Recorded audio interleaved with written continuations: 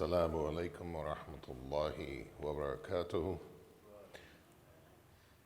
إن الحمد لله نحمده ونستعينه ونستغفره ونتوب إليه ونعوذ بالله من شرور أنفسنا ومن سيئات أعمالنا ومن يهد الله فلا مضل له ومن يضلل فلا هادي له وأشهد أن لا إله إلا الله وحده لا شريك له وأشهد أن محمدا عبده ورسوله صلى الله عليه وسلم وبعد.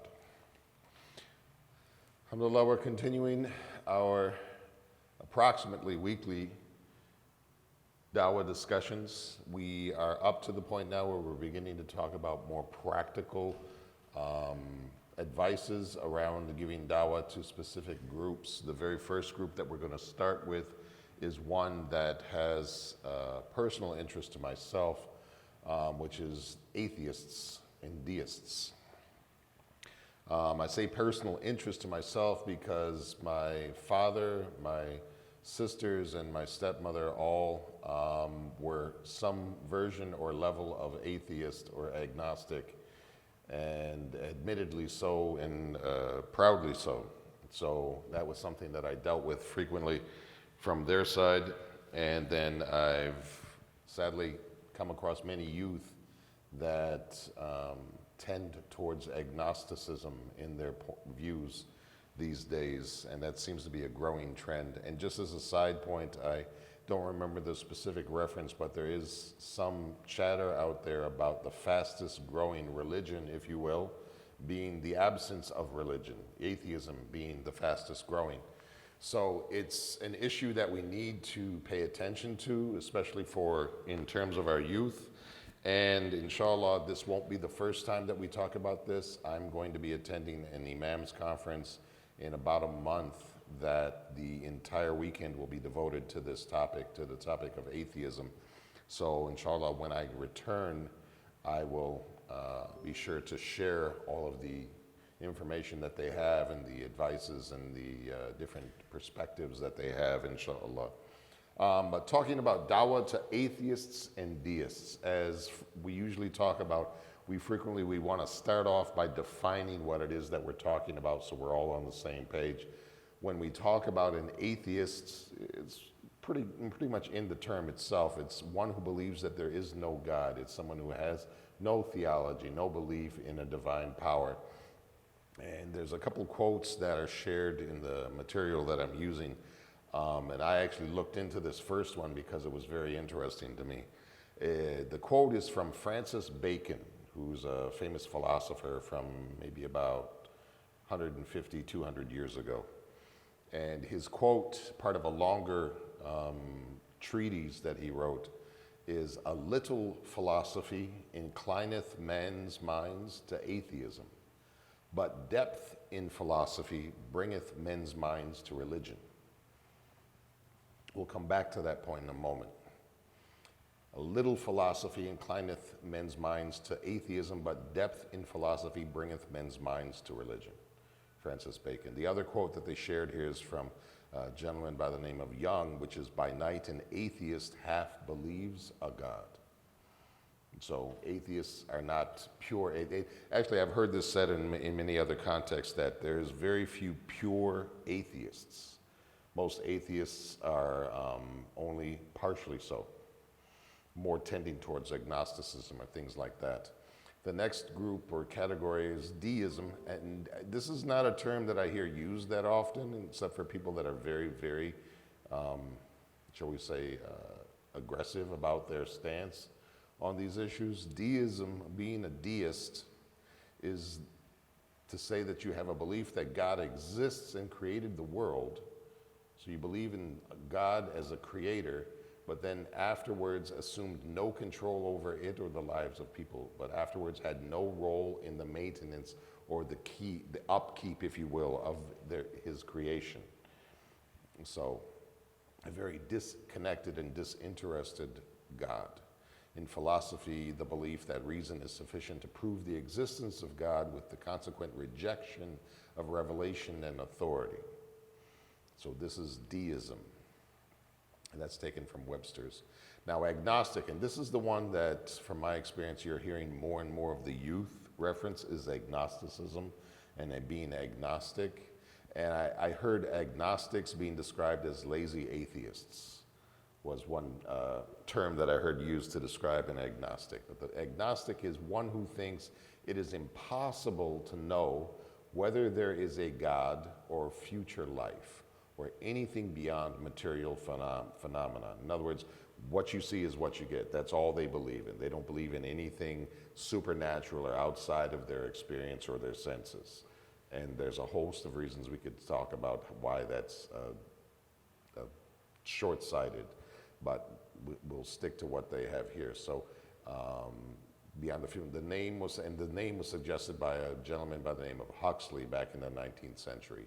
Agnosticism in theology is the doctrine that God is unknown and unknowable. In philosophy, the doctrine that a first cause and the essential nature of things are unknowable to man, so that the hidden knowledge of creation and things related to it is unknowable.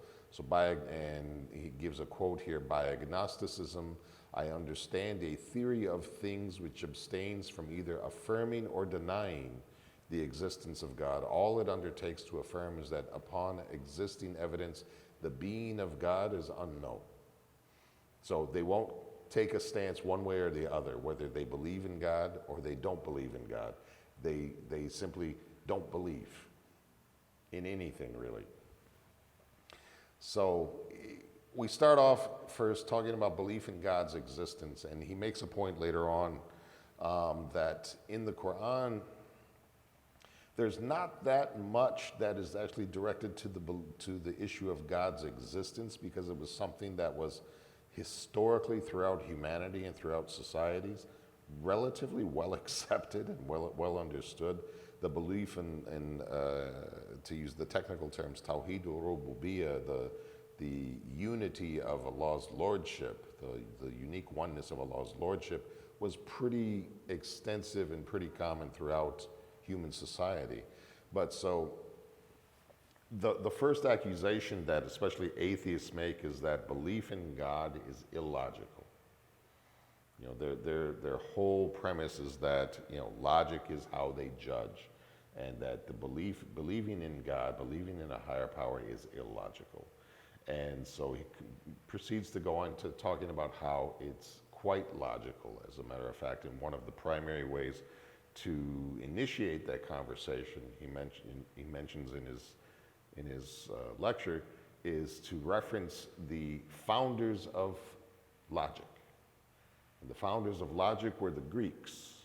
Foremost amongst the Greeks when it came to logic were people like Plato and Aristotle. Now, Plato,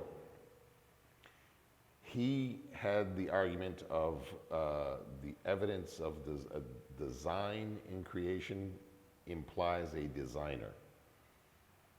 And we'll talk about that in more detail in a little bit. And then Aristotle, he had a conversation around the idea that you were created by something, and then that thing was created by something, and so on and so forth, that you cannot keep going backwards like that. You cannot keep going back, a creator for this thing and the creator for that thing, which created that thing, and going back and back and back and back. If you keep doing that, you never are able to reach a conclusion, because everything needs to be created. The thing that precedes the creation needs to be created itself. And so you have this never-ending backwards trajectory of cause and effect. And that at some point in time, you have to stop that chain. You have to stop the inevitable backwards trend of cause and effect to say that you have a primary cause that had no cause. So a creator that had no creator for himself, was uncreated, existed of its own quality, its own nature. The prime cause is the term that you'll hear used sometimes. And so you can't have what's referred to as an infinite regression of causes. That was Aristotle's point that he made, that you can't keep saying that this thing had to be preceded by something else. And this is something that you actually find alluded to in one of the statements of the Prophet ﷺ about when you start to begin musing to yourself about, you know, who created the animals, who created the trees, who created the stars, who created this, and then gradually he says Shaitan will come to you and start to influence you and whisper to you until you get to the point where you say, who created Allah? And that the minute that you get taken to that point where you're crossing the boundary of that reflection, if you will, is that you should reject that belief and just say, Amantu billah, that I believe in Allah, or I have believed in Allah, and just stop. So that, this idea of this infinite regression, even here, is that Shaitan tries to get us to fall into this infinite regression and start to question who created Allah, or what became before Allah. And at that point, we should stop and just reaffirm our faith in Allah and, stop it there in its tracks. So, also, as he mentions, all societies throughout history, they've believed in God. And one of the arguments that people that study ancient civilizations, anthropologists, they've always argued that belief in God was acquired by nurturing. In other words, it was something that human society taught their succeeding generations, and that it wasn't something that was naturally occurring within human beings. And so one of the points that he brings up to try and refute that is a scientific work that was done some years ago. I think I remember he referenced 1997 was when the work was being done by some scientists, and they were studying epilepsy. And in the course of studying epilepsy, they were using probes in the brain to stimulate certain parts of the brain. As they were doing this, they came across a portion of the brain that, when stimulated, would generate powerful feelings and visions of spiritual experiences. Like you're speaking to God, like you're hearing God, seeing God, things like that. Very powerful imagery associated with belief in God, belief in a higher power. And so the gist of the article that he quotes here, and this is supposedly a quote from the scientists, is saying that apparently religious belief is hardwired into humanity's brain.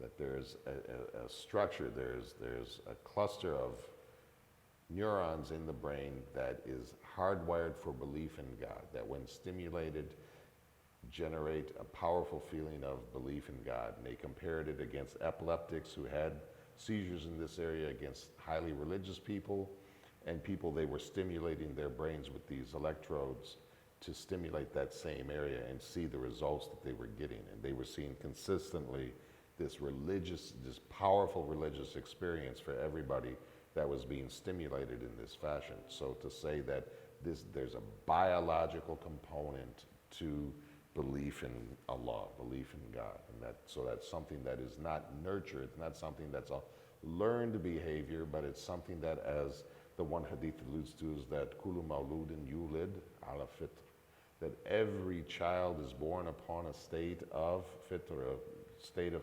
a pristine, natural state of belief and adherence to religion, and that this evidence of this God spot, as they referred to it in the brain, is evidence of that nature that being created. And he mentions that this is why you said that there's not that many verses in the Quran that deal with the existence of Allah, and so you have one of the strongest arguments against atheism and the rejection of the belief in God is in Surah At-Tur, ayah, Surah 52, ayahs 35 and 36, where Allah is saying, "Am khuluqu min ghayri shay'in am humul khaliqun am khuluqul samawati wal ardi bal la yuqinun." Were they created from nothing, or did they create themselves? Or did they create the heavens and the earth? Indeed, they are uncertain. So logic is being used here to reason with them, to convince them there has to be a creator. They're given three choices. First, humans were created from nothing or by nothing. And this is something that's logically impossible. If you're using pure logic, this line of reasoning is logically impossible. Logic proves that it is illogical. The next one is that humans created themselves. This is also illogical and contradictory because in order to create oneself, you have to already exist, but to be created, you can't exist. So you can't both exist and not exist at the same time. So it's also, again, logically impossible. Humans were created by something already created, and this implies an infinite regression. So this is what we were talking about with Aristotle, where you have, means if C1 was caused by C2 and C2 by C3 onward and upward, then that means that there can be no beginning because you can't keep going backwards. So logically they say that that infinite regression implies that whatever you're talking about could never have happened. It can't exist. If you need an infinite number of causes, it can't possibly exist because that infinite number of causes is itself impossible. And so this is what Aristotle was arguing against. He said that this is impossible for it to be this way. So the only possibility logically remaining is that humans and other created things were created by a being which is itself not created. And of course, we would understand that to be Allah. And belief in Allah, belief in God includes the belief that God is alone as the creator, not just the creator, because some, even the deists believe in that, but that he is also the sustainer and the maintainer of this entire world. Nothing takes place in this world without his permission.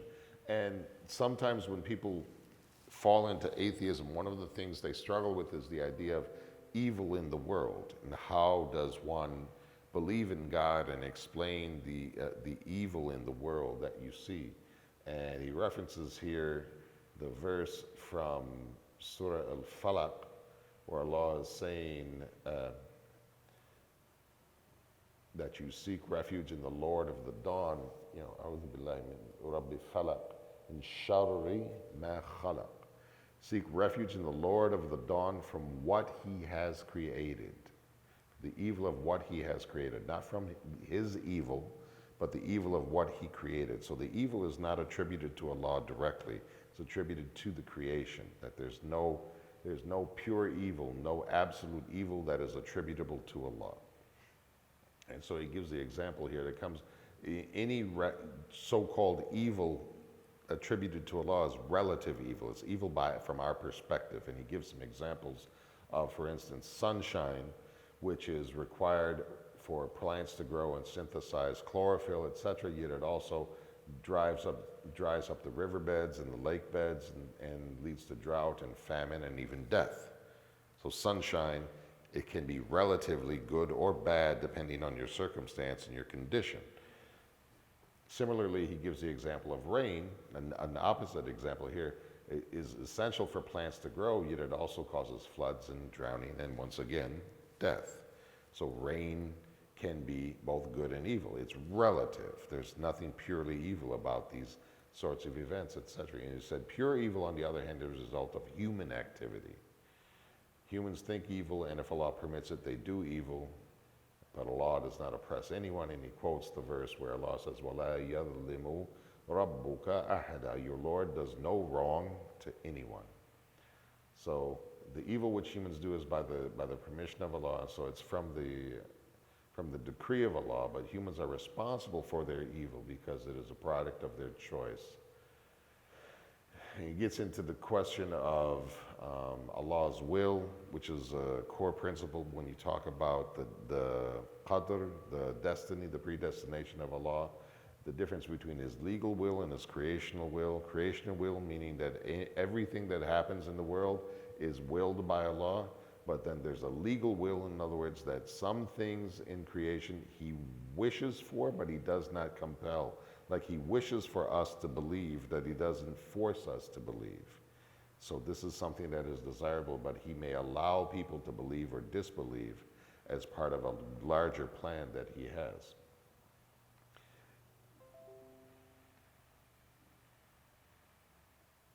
And he gets into some conversation about why people believe they're successful and otherwise, and talking about the Western obsession with good luck.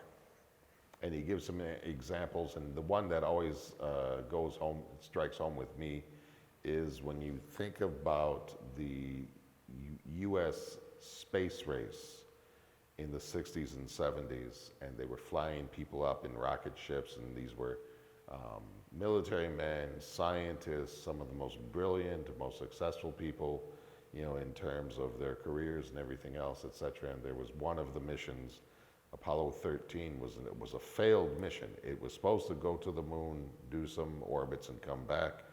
They had catastrophe on the way, and they came back, and when they finally successfully brought the crew home, the PhD in physics, who was the captain of the mission, stood in front of the TV cameras while he was being interviewed and said, "I should have known better." And then when they asked him why, he said, "It was Apollo 13. It went up on Friday the 13th at 1300 hours. So all of these superstitions, even somebody as intelligent and as accomplished as this man was still clinging to these superstitions as to the reason or a reason behind the catastrophe they had just faced." So this is the depth of the confusion that people are living under. And belief in God, he mentions here that God alone deserves human worship. And this is getting into the definition, what the definition of worship is in Islam, because this is one of the things that is important to understand or to explain when you're talking to people about Islam, is that the Muslim understanding of worship is not the same as what the rest of the world generally thinks about when we first mention worship. Worship to most people is the outward visible things like prayer and fasting and things like that, etc. But Islamically, worship is everything that we do, whether outwardly or inwardly, from speech or actions or even internal states of our heart, that is done seeking the pleasure of Allah. So things such as prayer and fasting and things like that, those are acts of worship. But also things like hope and fear, anger and love, all of these things can be acts of worship when they're done seeking the pleasure of Allah. Even when you talk of physical acts, even things that are not considered worshipful acts can be turned into acts of worship when done with pure intentions, seeking the pleasure of Allah. Things such as eating and drinking, sleeping, even intimacy between spouses can all become acts of worship. So it's important to understand worship is a broad definition that requires a lot of understanding here, etc. He mentions again how the denial of God was a minority thing throughout creation. Now he mentions how Darwinism fails. So obviously Darwinism is the whole Darwin's theory of evolution and everything else, the creation story that they tend to teach in schools, etc. And he mentions how it generally fails. The theory itself fails.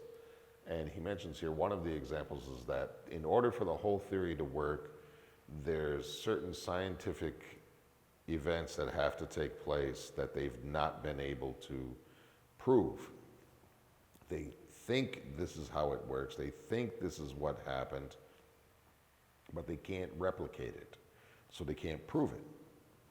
One of them he gives is an example of how life got started according to them, which is as microbes and like viruses and bacteria, that the gases and the other things that were in the atmosphere of the primordial earth, they gathered together, they combined, lightning and other things combined to cause them to start to form these amino acids and things like that. And he says, up until the time of the writing of this thing, he says, until today, 5 of the 20 amino acids common to all living things have resisted any attempt to create them artificially. In other words, mankind can't replicate what they think happened. And so it can't be this random thing where it's saying, because this is part of the argument, is that the whole of creation is through some random chance.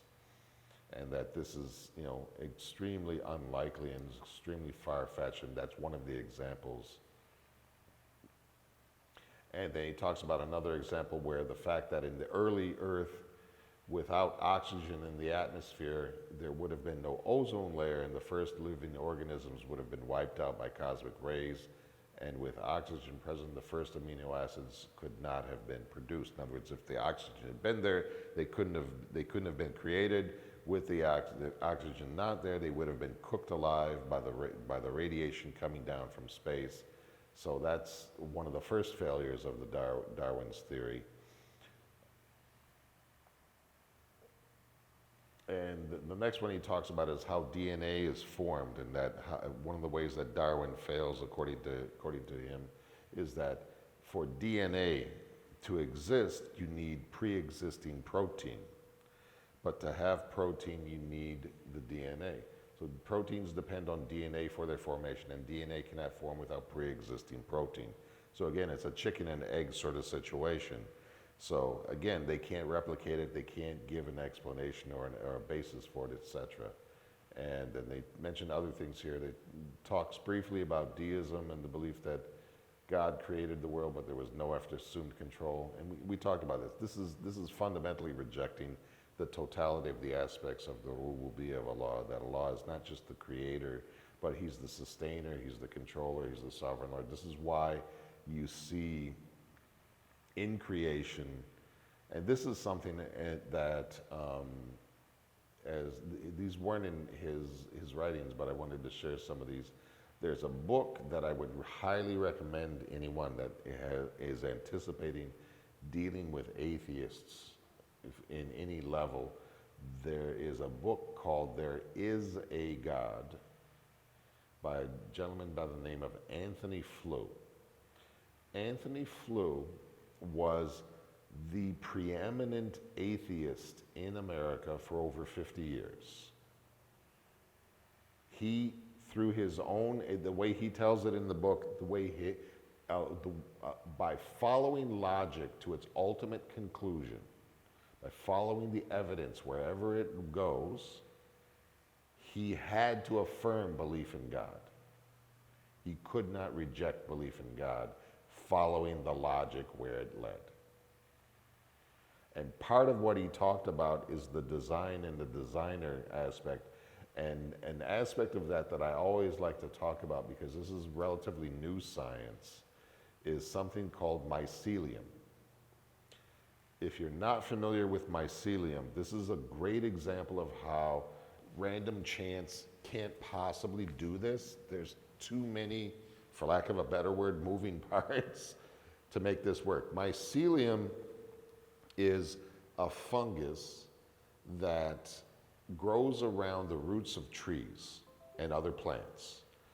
But what it does, it essentially turns into an internet between growing things for them to share resources and nutrients, and constantly evaluating and adjusting and everything else across this network between all of these different plants.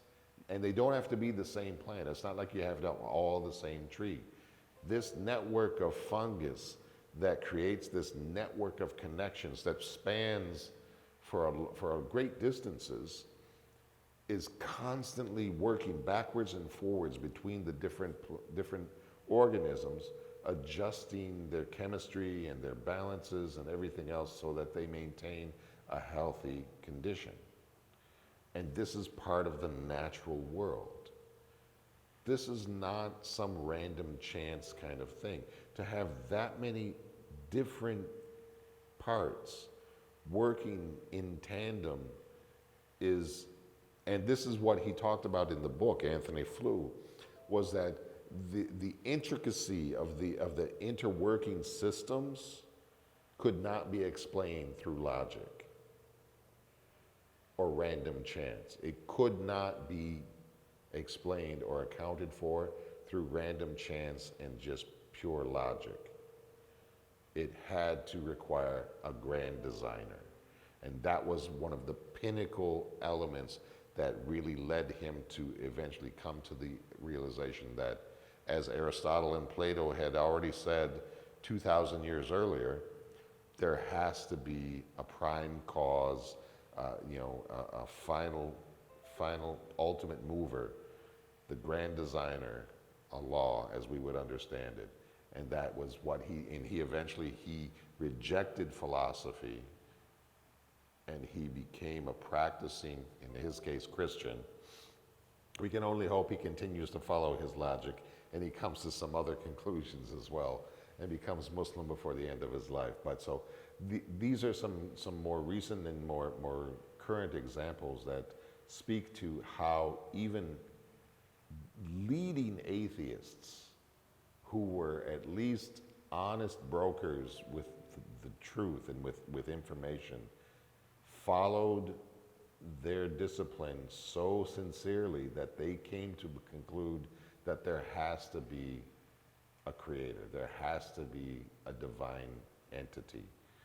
And they left what they had made a career out of and became practicing, in this case, Christian, and arguing very forcefully for belief in God. So, there is some things out there that give us some hope. So we talk about the fitra, the natural condition of believing in God, and talks here about something the Prophet ﷺ related, that when Allah created Adam alayhi salam, he took a covenant from him in a place called Na'man on the day of Arafah.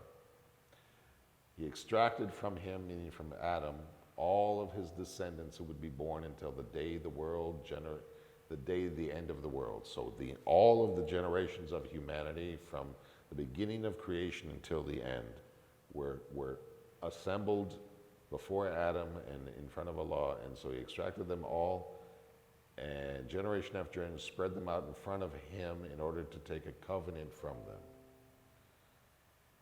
He spoke to them face to face. There's Allah speaking to the assembled children of Adam.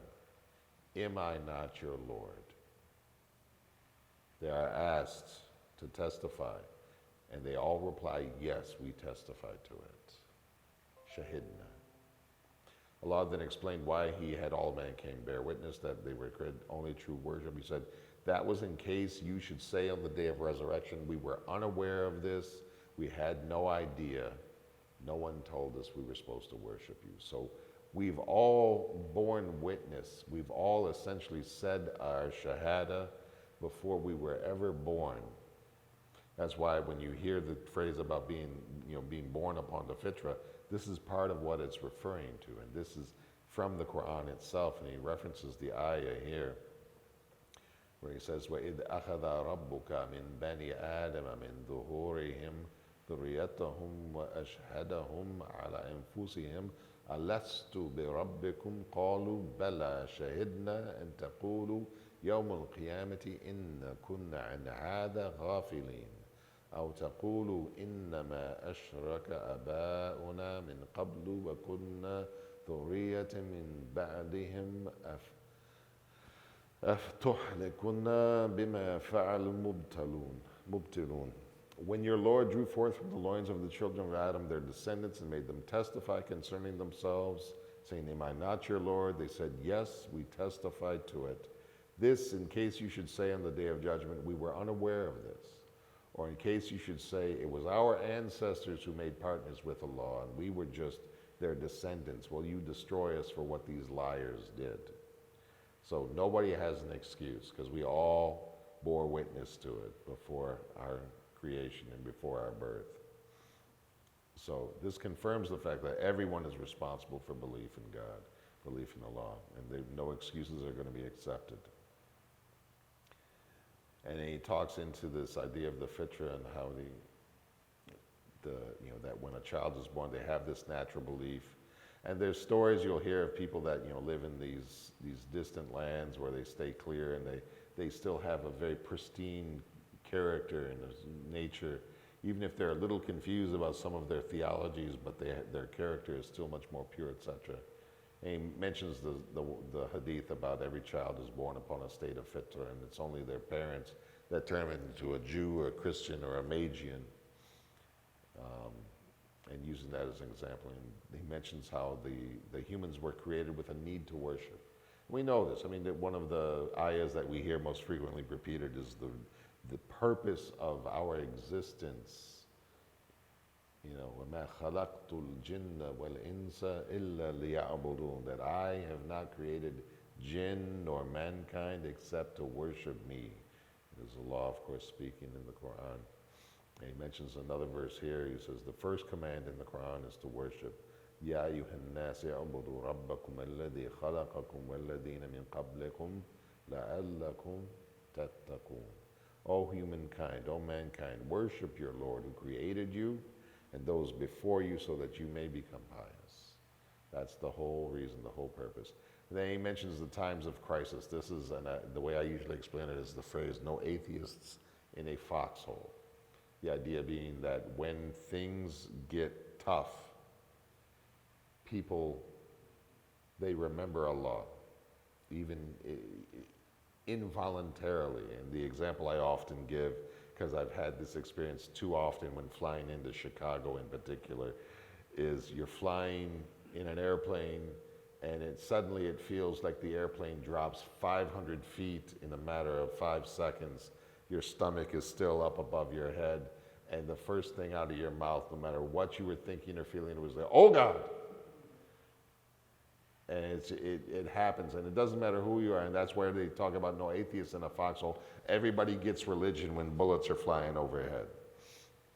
And you can even talk to guys on the street corners that they'll be the same way. If they've had a near-death experience, a really bad experience, they'll start to have some real existential conversations with themselves, no matter how hardcore they might seem, but they definitely will have it. I do so much work in the prisons, trust me. I talk to these guys, and when they're forced to now have to confront some of what they were involved in, etc., they become very, very reflective. So he gives some examples here, and he gives the example of Fir'aun, which is as good an example as any. He mentions the ayah where Allah says, إِذَا أَدْرَكَهُ الْغَرَقُ قَالَ آمَنْتُ أَنَّهُ لا إله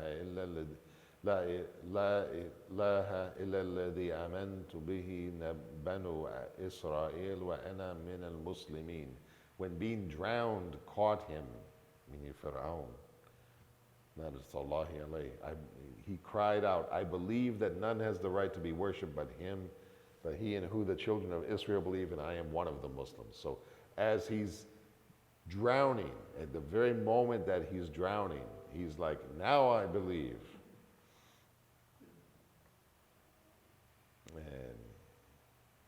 And it mentions another example that وَإِذَا أَنْعَمْنَا عَلَى الْإِنسَانِ أَعْرَضَ وَنَأَى بِجَانِبِهِ وَإِذَا مَسَّهُ الشَّرُّ فَذُو دُعَاءٍ عَرِيضٍ.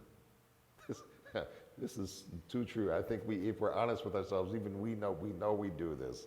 Is that when I show favor to a human being, they withdraw and they turn away.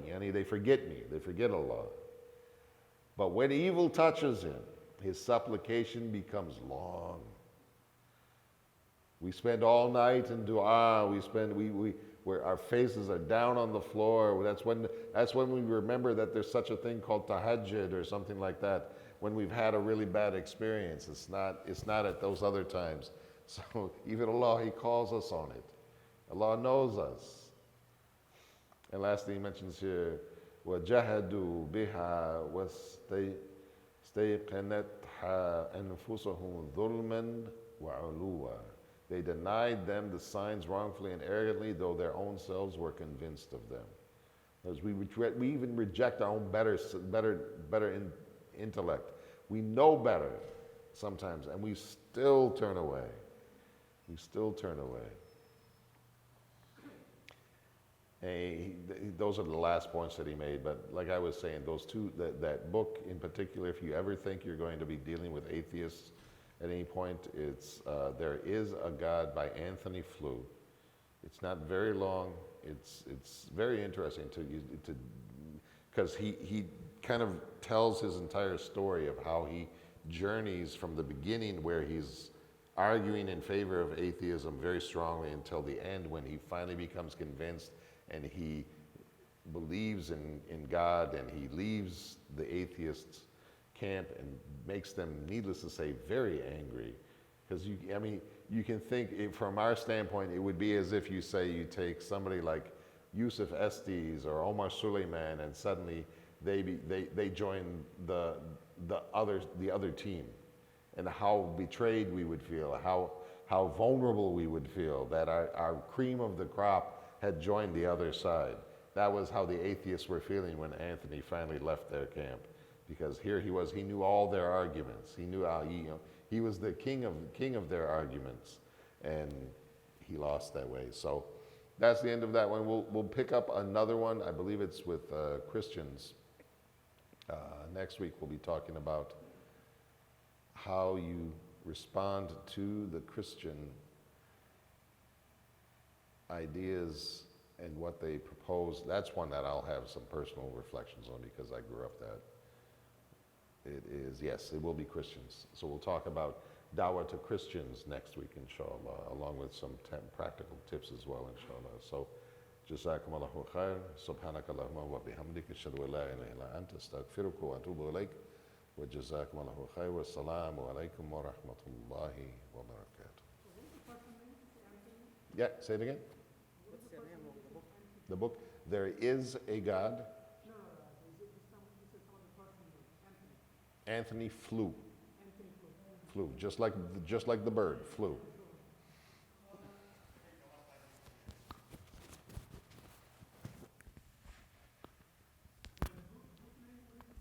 There is a God.